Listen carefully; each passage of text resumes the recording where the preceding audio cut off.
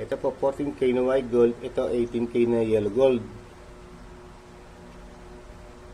Larga po uli natin siya ng aksido para po makita natin kung makita nyo, para meron po kayong idea. Yan po. Yan. Halos parehas lang po siya ng uri. Yan, ng ano uri sa ano. Ngayon po, para po malaman natin 18K po siya, tsaka 14K, lalagyan po siya natin ng abo. Ito pong abo na to, abo po ng sigarilyo. Yan po, papataw po natin siya ng abo, yan. Yan.